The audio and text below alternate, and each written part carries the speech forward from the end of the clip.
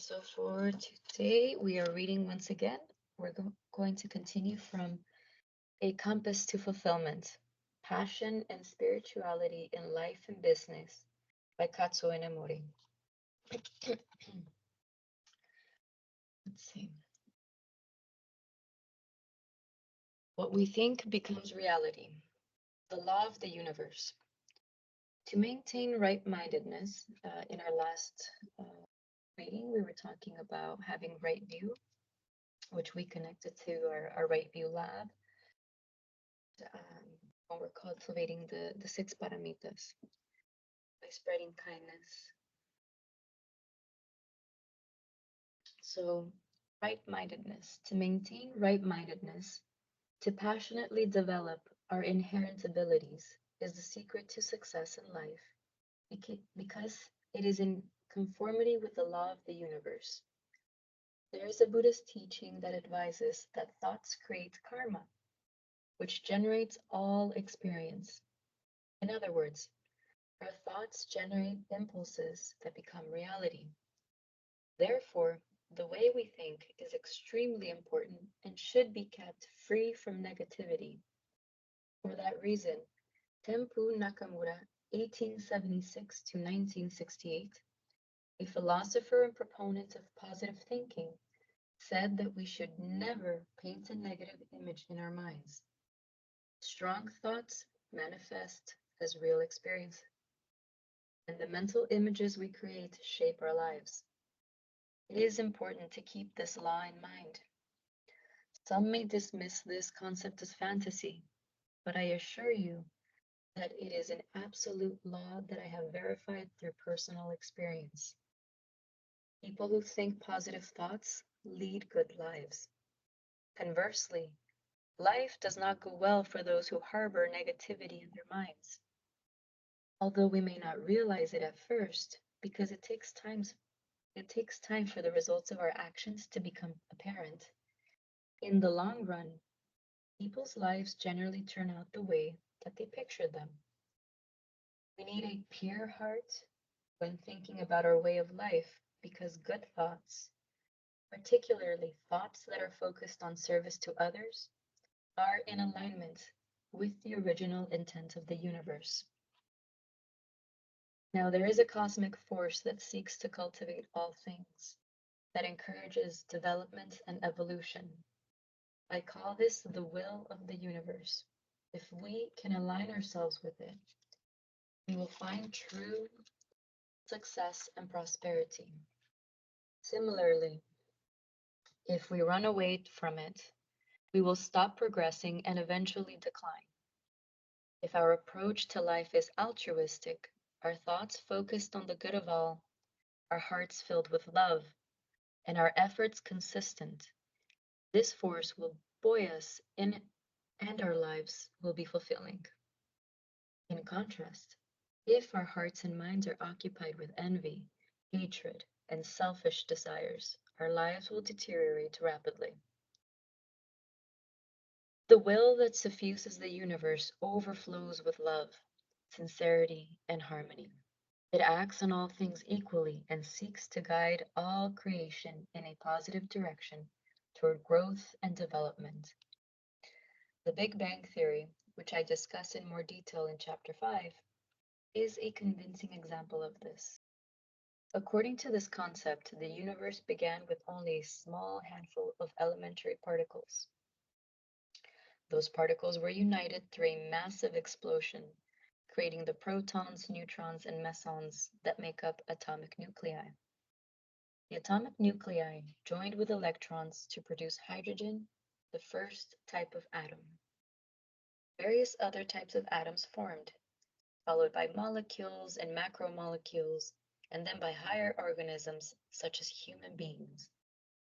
The more I learn about the evolutionary process in this universe, the more I am convinced of the intervention of a greater will that promotes growth and progress. During my many years of involvement in the creative process of product development, I have sensed the existence of something great many times. In fact, my success in product development was achieved through tapping into this greater wisdom and allowing it to lead me.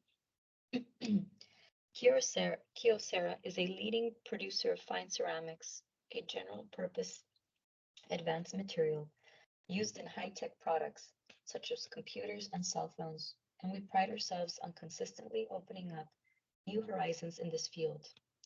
So when I entered the workforce, however, I knew nothing about ceramics. The only job I could find after graduating happened to be with a company in Kyoto that specialized in porcelain insulators. My job required knowledge of inorganic chemistry, but in university I had only majored in organic chemistry, such as petrochemistry. So not only did I lack the basic knowledge and skills needed for this job, but the company, which had a chronic deficit, would provide only the most rudimentary research equipment and facilities. So I had no choice but to find ways to conduct research and experimental development with the tools at hand. Despite Despite that, I succeeded in producing Japan's first synthetic fine ceramic material in very little time. Only a year earlier, General Electric had produced an identical material. My methodology, however, was completely original and did not involve consecutive experiments using precision equipment. It seemed like sheer luck at that unknown research working for a tiny insulator manufacturer in Kyoto could have produced results that rivaled those of one of the world's top manufacturers. However, my luck persisted even after I quit the company and established Kyocera, and it is what helped both my enterprise and myself grow. So, as I mentioned, Katsu Inomori is a Japanese businessman, so of course he's going to relate this to his business.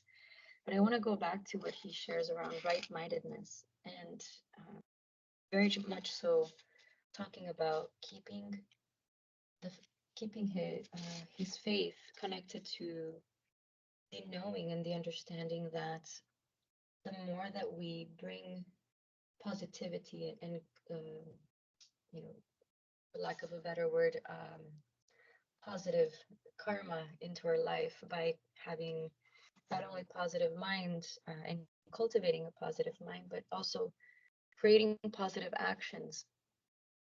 We bring all of that into our life, and we're able to expand it and spread it to those around us, right? So that's very poignant, I think, especially right now. I think it's very relevant. Um, when we bring that positivity into our life and we begin spreading it, right? It's about creating that right-mindedness or that right view that we constantly talk about, and continuing on that path, whether, as he so explained, whether we have the tools, perhaps our situations or our conditions may not be the most conducive. Um, if we rely on what we call those logs, those external forces to provide for us, somehow that will only take us so far. But as he's mentioning, if we keep right-mindedness, or if we continue to cultivate positivity and spread that love and keep that pure heart in order to do that for people, despite the conditions, we will always be cultivating and spreading positivity for growth and, as he mentioned, evolution. So a clear example here that regardless of the conditions, our state of mind or our framing, right, how we cultivate I call it our garden, will definitely allow us to bloom, as long as we continue to plant those positive seeds, not only for ourselves, but for the people around us and those that we impact. But with that, I see we've gone over time here. Is there anything else that you'd like to add, Bita?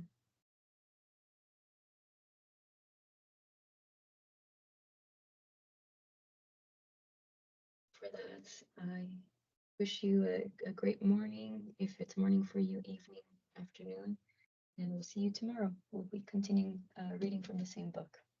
Beautiful day, Okay. everyone. Yeah, thank you, everybody. Thank you, Estefania. Thank you, Gary, and take care. You too. See you later on this morning, Beta.